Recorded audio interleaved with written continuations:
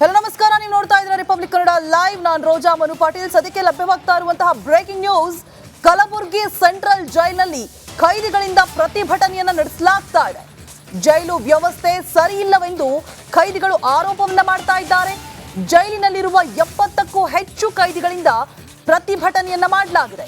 ಜೈಲಲ್ಲಿ ಏಕಾಏಕಿ ಎಲ್ಲವೂ ಕೂಡ ಬಂದ್ ಮಾಡಿದ್ದಕ್ಕೆ ಪ್ರೊಟೆಸ್ಟ್ ಮಾಡಲಾಗಿದೆ.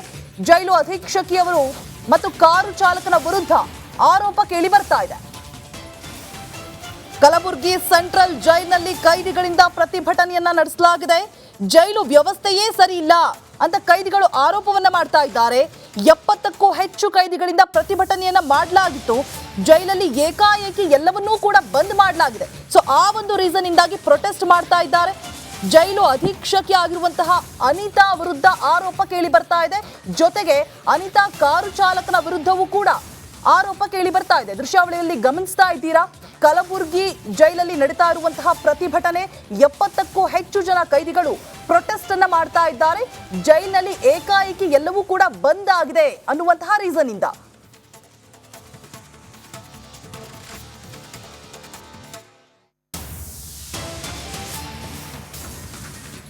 ಈ ಬಗ್ಗೆ ಹೆಚ್ಚಿನ ಡೀಟೇಲ್ಸ್ ಕೊಡೋದಕ್ಕೆ ನಮ್ಮ ಪ್ರತಿನಿಧಿ ಓಂ ಪ್ರಕಾಶ್ ದೂರವಾಣಿ ಸಂಪರ್ಕದಲ್ಲಿ ಜಾಯಿನ್ ಆಗ್ತಾ ಇದ್ದಾರೆ.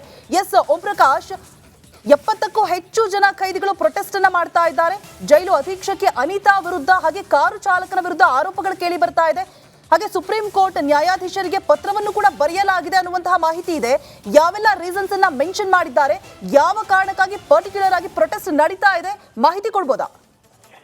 ರೋಜಾ, ಕಲಬುರಗಿ ಸೆಂಟ್ರಲ್ ಜೈಲಿನಲ್ಲಿರುವಂತಹ ಖೈದಿಗಳು ಇದೀಗ ಸೆಂಟ್ರಲ್ ಸೂಪ್ರಿಡೆಂಟ್ ವಿರುದ್ಧವೇ ಒಂದು ಆರೋಪವನ್ನ ಮಾಡಿ ಪ್ರತಿಭಟನೆಯನ್ನ ನಡೆಸೋದಕ್ಕೆ ಮುಂದಾಗಿರುವಂತದ್ದು. ಅಂದ್ರೆ ಕಲಬುರಗಿ ಸೆಂಟ್ರಲ್ ಜೈಲಿನಲ್ಲಿರುವಂತಹ ಖೈದಿಗಳಿಗೆ ಸರಿಯಾದ ರೀತಿಯಾದಂತಹ ಊಟದ ವ್ಯವಸ್ಥೆ ಸೇರಿದಂತೆ ಇನ್ನಿತರ ಸೌಲಭ್ಯಗಳನ್ನ ಕಲ್ಪಿಸ್ತಾ ಇಲ್ಲ ಅನ್ನುವಂತ ನಿಟ್ಟಿನಲ್ಲಿ ಏನು ಸುಮಾರು 70ಕ್ಕೂ ಹೆಚ್ಚು ಅಧಿಕ ಖೈದಿಗಳು ಏಕಾಏಕಿ ಅಂದ್ರೆ ಜೈಲಿನಲ್ಲಿರುವಂತಹ ಎಲ್ಲ ಸೌಲಭ್ಯಗಳನ್ನ, ಕೆಲಸ ಕಾರ್ಯಗಳನ್ನ ಸ್ಥಗಿತಗೊಳಿಸಿ ಜೈಲು ಅಧೀಕ್ಷಕಿ ಅನಿತಾ ಅವರ ವಿರುದ್ಧ ಆರೋಪ ಮಾಡಿ ಇದೀಗ ಪ್ರತಿಭಟನೆಯನ್ನ ನಡೆಸ್ತಾ ಇರುವಂತದ್ದು. ಇಲ್ಲಿ ಬಹಳ ಪ್ರಮುಖವಾಗಿ ಜೈಲು ಖೈದಿಗಳು ಅನಿತಾ ಮೇಲೆ ಗಂಭೀರವಾದಂತಹ ಆರೋಪ ಮಾಡ್ತಾ ಇರುವಂತದ್ದು ಏನಂತಂದ್ರೆ, ಏನಾದ್ರೂ ಸೌಲಭ್ಯವನ್ನ ಕೇಳಿದ್ರೆ ಲಂಚದ ಬೇಡಿಕೆ, ಹಣದ ಬೇಡಿಕೆಯನ್ನ ಇಡ್ತಾ ಇದ್ದಾರೆ. ಅದು ಕೂಡ ನೇರವಾಗಿ ಅವ್ರ ಕಾರ್ ಚಾಲಕ ಏನಿದ್ದಾರೆ ಶ್ರೀಕಾಂತ್ ಮೂಲಕ ಹಣವನ್ನ ಕೊಟ್ಟು ಅಲ್ಲಿ ವ್ಯವಸ್ಥೆಯನ್ನ ಪಡಿಬೇಕು ಅನ್ನುವಂತ ರೀತಿಯಲ್ಲಿ ಈ ಒಂದು ಆರೋಪ ಮಾಡಿರುವಂತದ್ದು. ಅದಲ್ಲದೆ ಮತ್ತೊಂದ್ ಕಡೆ ಜೈಲಿನಲ್ಲಿರುವಂತಹ ಖೈದಿ ಮುಸ್ತಫಾ ಅನ್ನುವಂತ ಒಬ್ಬ ಖೈದಿ ಊಟ ಕೇಳಿದಕ್ಕೆ ಆತನಿಗೆ ದುಡ್ಡು ಕೇಳಿದ್ದಾರೆ ಅನ್ನುವಂತ ಒಂದು ಆರೋಪ ಕೂಡ ಮಾಡಿರುವಂತದ್ದು. ಅಂದ್ರೆ ಒಟ್ಟು 25,000 ಹಣಕ್ಕೆ ಬೇಡಿಕೆ ಇಟ್ಟಿರುವಂತದ್ದು. ಅದರಲ್ಲಿ 10,000 ಹಣವನ್ನ ಈಗಾಗಲೇ ಫೋನ್ ಪೇ ಮತ್ತೆ ಗೂಗಲ್ ಪೇ ಮುಖಾಂತರ ಜೈಲು ಅಧೀಕ್ಷಕಿ ಅನಿತಾ ಅವರ ಅಕೌಂಟ್ಗೆ ಹಾಕಿದ್ದಾರೆ. ಅದಾದ 2,000 ರೂಪಾಯಿ ಅವರ ಕಾರು ಚಾಲಕರಾದಂತಹ ಶ್ರೀಕಾಂತ್ ಅವರ ಗೂಗಲ್ ಪೇ ನಂಬರ್ಗೆ ಹಣವನ್ನ ಹಾಕಿರುವಂತದ್ದು. ಅಷ್ಟಾದ್ರೂ ಕೂಡ ಇವರನ್ನ ಟಾರ್ಗೆಟ್ ಮಾಡಿ ಹೊಡೆಯೋದು, ಬಡಿಯೋದು, ಬೆದರಿಸೋದು ಮಾಡ್ತಾ ಇದ್ದಾರೆ ಅಂತೇಳಿ ಮುಸ್ತಫಾ ಅನ್ನೋ ಒಂದು ಜೈಲು ಖೈದಿ ಅವರ ಸಹೋದರಿ ಜೊತೆ ಏನೋ ಮಾತಾಡಿರುವಂತ ಒಂದು ಆಡಿಯೋ ಕೂಡ ಇದೀಗ ವೈರಲ್ ಆಗಿರುವಂತದ್ದು. ಇದಕ್ಕೆ ಸಂಬಂಧಪಟ್ಟಂತೆ ಜೈಲು ಅಧೀಕ್ಷಕಿ ಆದಂತಹ ಅನಿತಾ ಅವರು ಕೂಡ ವಾಪಸ್ ಮತ್ತೊಂದು ದೂರನ್ನ ನೀಡಿರುವಂತದ್ದು. ಅಂದ್ರೆ ಇವ್ರು ಮಾಡ್ತಾ ಇರುವಂತಹ ಆರೋಪ ಎಲ್ಲವೂ ಕೂಡ ಸುಳ್ಳು, ನನ್ನ ವಿರುದ್ಧ ಬ್ಲಾಕ್ ಮೇಲ್ ಮಾಡೋದಕ್ಕೆ ಮುಂದಾಗಿದ್ದಾರೆ. ಇವರು ಹಣ ಹಾಕಿರುವಂತದ್ದು ಕೂಡ ನನಗೆ ಗೊತ್ತಿಲ್ಲ. ಏಕಾಏಕಿಯಾಗಿ ಇವರು ಹಣ ಹಾಕಿ ನಾನು ಇಲ್ಲಿರುವಂತಹ ವ್ಯವಸ್ಥೆಯನ್ನ ಸರಿಪಡಿಸಬೇಕು ಅನ್ನುವಂತ ನಿಟ್ಟಿನಲ್ಲಿ ಮುಂದಾದ್ರೆ ಇವರು ನನ್ನನ್ನ ಟಾರ್ಗೆಟ್ ಮಾಡಿ ಬ್ಲಾಕ್ ಮೇಲ್ ಮಾಡ್ತಾ ಇದ್ದಾರೆ ಅಂತ ಒಂದು ಸೈಬರ್ ಕ್ರೈಮ್ಗೆ ಒಂದು ದೂರನ್ನು ಕೂಡ ನೀಡಿರುವಂತದ್ದು. ರೋಜಾ, all right, thank you Om Prakash ತಮ್ಮೆಲ್ಲ ಡೀಟೇಲ್ಸ್ಗಾಗಿ.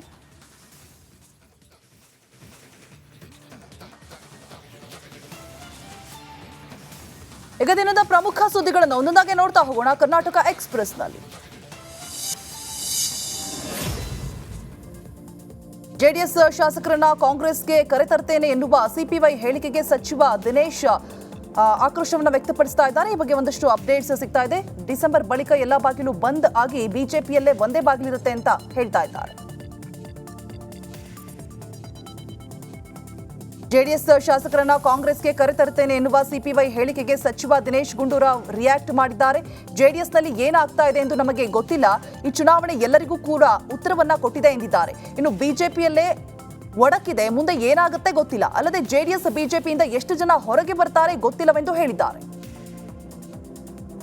ನೋಡಿ, ಈಗ JDS ಅಲ್ಲಿ ಏನಾಗುತ್ತೋ ನನಗೆ ಗೊತ್ತಿಲ್ಲ. ಆದರೆ ಈ ಚುನಾವಣೆ ಎಲ್ರಿಗೂ ಕೂಡ ಉತ್ತರ ಕೊಟ್ಟಿದೆ ಅಲ್ವಾ. ಅನಾವಶ್ಯಕವಾಗಿ ಏನೇನೋ ಮಾತಾಡ್ತಾಯಿದ್ರು BJP ಅವರು, JDS ಅವರೆಲ್ಲ. ಅವರಿಗೆ ಜನನೇ ಉತ್ತರ ಕೊಟ್ಟಿದ್ದಾರೆ. ಈಗ ಜನ ಏನು ಹೇಳಿದ್ದಾರೆ, ನಮಗೆ ನೀವು ಇನ್ನೂ ಹೆಚ್ಚು ಒಳ್ಳೊಳ್ಳೆ ಕೆಲಸಗಳು ಮಾಡಿ ಜನಪರವಾದಂಥ ಕಾರ್ಯಕ್ರಮಗಳನ್ನು ಮುಂದುವರಿಸಿ ಅಂತ ಹೇಳಿದ್ದಾರೆ.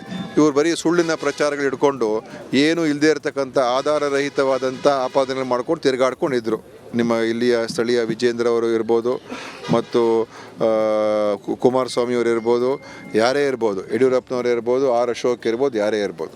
ಈಗ ಅದೆಲ್ಲ ಕೂಡ ಈಗ ವಕ್ಫ್ ಇಶ್ಯೂ ತೊಗೊಂಡಿದ್ರು, ಮೂಡ ಇಶ್ಯೂ ತೊಗೊಂಡಿದ್ರು, ಎಲ್ಲ ಏನೇನು ಬೇಕು, ಯಾವ ರೀತಿ ಗೊಂದಲ ಸೃಷ್ಟಿ ಮಾಡಬೇಕು ಅದೆಲ್ಲ ಮಾಡಿದ್ರು. ಆದರೆ ಈಗ ಯಾವುದು ಕೂಡ ಅದರ ಒಂದು ಅವರ ಏನು ಕೂಡ ಸಾಧನೆ ಮಾಡೋಕ್ಕಾಗಲಿಲ್ಲ. ಈಗ ಅವರಲ್ಲೇ ಒಡಕಿದೆ. ಡಿಸೆಂಬರ್ ಬಳಿಕ ಎಲ್ಲಾ ಬಾಗಿಲು ಬಂದ್ ಆಗಿ ಬಿಜೆಪಿಯಲ್ಲಿ ಒಂದೇ ಬಾಗಿಲಿರುತ್ತೆ ಎಂಬ ವಿಜಯೇಂದ್ರ ಹೇಳಿಕೆಗೆ ಬಸವನಗೌಡ ಯತ್ನಾಳ್ ಪ್ರತಿಕ್ರಿಯೆ ಕೊಟ್ಟಿದ್ದಾರೆ. ಯಾದಗಿರಿಯಲ್ಲಿ ಬಿಜೆಪಿ ಶಾಸಕ ಬಸವನಗೌಡ ಪಾಟೀಲ್ ಯತ್ನಾಳ್ ಈ ಬಗ್ಗೆ ಮಾತನಾಡಿದ್ದಾರೆ. ಉತ್ತರ ಕರ್ನಾಟಕದವರಿಗೆ ಒಗಟು ಮಾತಿನ ಅರ್ಥ ಗೊತ್ತಾಗೋದಿಲ್ಲ, ಅದು ಸಿಟಿ ರವಿ ವಿಜಯೇಂದ್ರ ಅವರಿಗೆ ಮಾತ್ರ ಗೊತ್ತಾಗುತ್ತೆ. ಬಿಜೆಪಿ ಪಕ್ಷದ ಕಾರ್ಯಕರ್ತರು ಎಲ್ಲಾ ಕಡೆಗೆ ಬಂದಿದ್ದಾರೆ, ನಾವು ಬಿಜೆಪಿ ಕಟ್ಟಿ ಬೆಳೆಸಿದ್ದೇವೆ, ಈ ಬಗ್ಗೆ ನಾನು ಯಾವುದೇ ಕಮೆಂಟ್ ಮಾಡೋದಿಲ್ಲ ಅಂತ ಹೇಳಿದ್ದಾರೆ. ಡಿಸೆಂಬರ್ 5ರಂದು ಹಾಸನದಲ್ಲಿ ಸಿದ್ದರಾಮಯ್ಯ ಸ್ವಾಭಿಮಾನಿ ಜನಾಂದೋಲನ ಸಮಾವೇಶ ನಡೆಯಲಿದ್ದು, ಈ ಹಿನ್ನೆಲೆ ಮೈಸೂರಿನಲ್ಲಿ ಅಹಿಂದ ಸಮುದಾಯಗಳ ಪೂರ್ವಭಾವಿ ಸಭೆ ಜರುಗಿದೆ.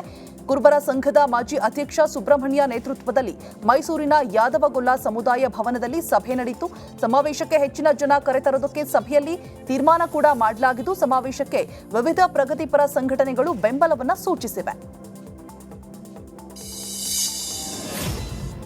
ಶಿವಮೊಗ್ಗ ಜಿಲ್ಲೆಯ ಮಂಗನ ಕಾಯಿಲೆ ಪೀಡಿತ ಪ್ರದೇಶಗಳಿಗೆ ಸಚಿವ ದಿನೇಶ್ ಗುಂಡೂರಾವ್ ಭೇಟಿಯನ್ನ ನೀಡಿದ್ದಾರೆ. ಅರಳಗೋಡು ಗ್ರಾಮ ಪಂಚಾಯತ್ ವ್ಯಾಪ್ತಿಗೆ ಭೇಟಿಯನ್ನ ನೀಡಿ ಗ್ರಾಮಸ್ಥರೊಂದಿಗೆ ಸಮಾಲೋಚನೆಯನ್ನು ಕೂಡ ನಡೆಸಿದ್ದಾರೆ. ಸಚಿವರಿಗೆ ಶಾಸಕ ಬೇಳೂರು ಗೋಪಾಲಕೃಷ್ಣ, ವಿವಿಧ ನಿಗಮದ ಅಧ್ಯಕ್ಷರು ಹಾಗೂ ಕಾಂಗ್ರೆಸ್ ಮುಖಂಡರು ಸಾಥ್ ಕೊಟ್ಟಿದ್ದಾರೆ.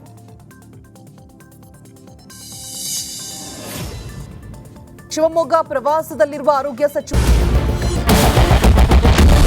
ಕ್ಯಾಪ್ಟನ್ ಅರ್ಜುನ್ನ ಕೊಂದಿದ್ದು ಯಾರು? ಅವ್ರ ನರೇಟಿವ್ ಎಲ್ಲಿ ತಂದಿಟ್ಟಿದ್ದಾರೆ ಅಂತಂದ್ರೆ ಸಂಪತ್ತನ್ನ ಹಂಚಿಬಿಡೋದು ಅಂತ.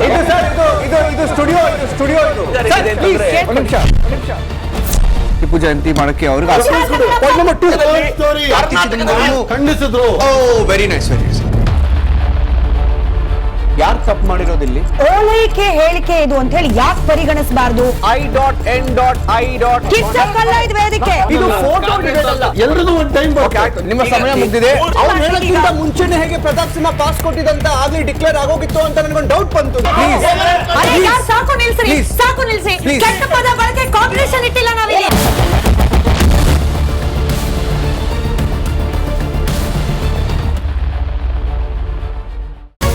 ರಿಪಬ್ಲಿಕ್ ವರ್ಡ್ ಆಪ್ ಇದು ಕೇವಲ ಅಪ್ಲಿಕೇಶನ್ ಅಲ್ಲ, ಸಮಗ್ರ ಸುದ್ದಿಗಳ ಸಂಪರ್ಕ ಮಾರ್ಗಕ್ಕೆ ಕ್ರಾಂತಿಕಾರಿ ಬದಲಾವಣೆ. ರಿಪಬ್ಲಿಕ್ ವರ್ಡ್ ಆಪ್ ಕೇವಲ ಸುದ್ದಿ ಅಪ್ಲಿಕೇಶನ್ ಪರಿಚಯಿಸ್ತಾ ಇಲ್ಲ, ಬದಲಾಗಿ ಡಿಜಿಟಲ್ ಸುದ್ದಿ ಬಳಕೆಯ ಹೊಸ ಯುಗಕ್ಕೆ ನಾಂದಿ ಹಾಡ್ತಾ ಇದೆ. ಇದೊಂದು ಬ್ರೇಕಿಂಗ್ ನ್ಯೂಸ್, ಪ್ರಭಾವಶಾಲಿ ಕಾರ್ಯಕ್ರಮಗಳಿಗೆ ಗಟ್ಟಿಯಾದ ನ್ಯೂಸ್. ಇಲ್ಲಿ ಕೇವಲ ತಾಜಾ ಸುದ್ದಿ, ಅದರ ನೇರ ಪ್ರಸಾರ ಮತ್ತು ಚರ್ಚೆಗಳಿಗೆ ಮಾತ್ರ ಅವಕಾಶ. ರಿಪಬ್ಲಿಕ್ ವರ್ಲ್ಡ್ ಆಪ್ ಡೌನ್ಲೋಡ್ ಮಾಡಿಕೊಳ್ಳಿ. ಗೂಗಲ್ ಪ್ಲೇಸ್ಟೋರ್ ಮತ್ತು ಆಪಲ್ ಆಪ್ ಸ್ಟೋರ್ನಲ್ಲಿ ಲಭ್ಯವಿದೆ.